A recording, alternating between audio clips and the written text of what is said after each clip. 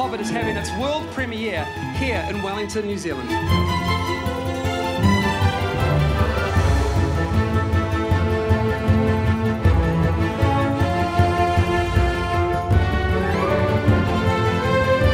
Once you're on set, you have a big job to do. You know, we were shooting for 18 months, huge logistics all around New Zealand. But fortunately we had an incredible crew, great support behind us. But shooting the movie is always the hardest part. I love Bilbo. I love the whole. You know, it's a fantastic world. It's a fantastic story, and I'm very genuinely honoured to be doing it. Yeah. This wasn't really part of my world as a kid, so I had to come to it quite freshly as a grown-up. And I can totally see why it is so beloved by people, you know, because it is by me now.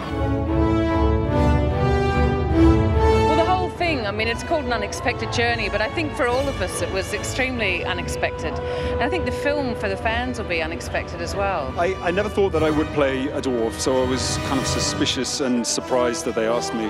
And then I read the scene that they gave me to audition, and it contained all of the qualities of Thorin that was going to happen throughout the 3 movies. And it was big shoes to fill, so I just practiced my sword fighting and worked hard to fill those big shoes. Yeah. You're the smouldering younger man of the dwarfs. Smouldering? I don't know. I want that one. You want that one? Yeah, I want to be the smouldering one. What do you? Yeah, give him something else. And all the dwarves and all the guys in the cast, you know, we're like a big family, and it's so great to see them all again.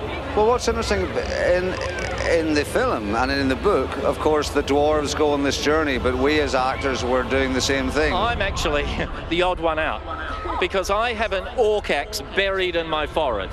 So look out for poor old Biffa. Peter and Fran and Philip did a great thing in terms of giving us 8 weeks to train together, to get to know each other, to become friends, and to become this brotherhood of dwarves. Well, yeah, Ori is my baby. I love him so much. You know, all the other dwarves are big, butch guys, axe-wielding, with big beards, and basically, yeah, I've got a knitted cardigan on.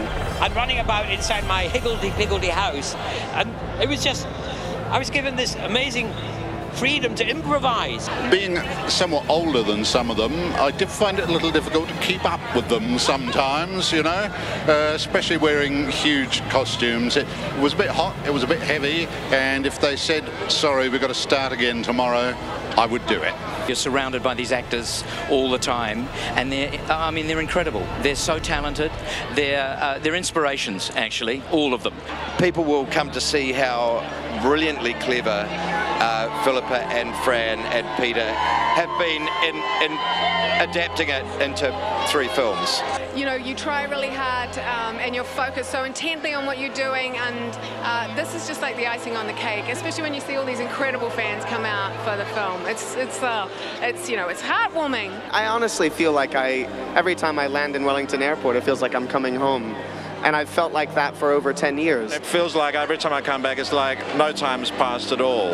And even though 10, 12 years have gone by, it feels like it's, you know, nothing's changed in some ways, and yet what he's doing with the films has grown and grown and grown each time. So it's always a real pleasure and a thrill to come back. What was your favourite part of the film that you're in?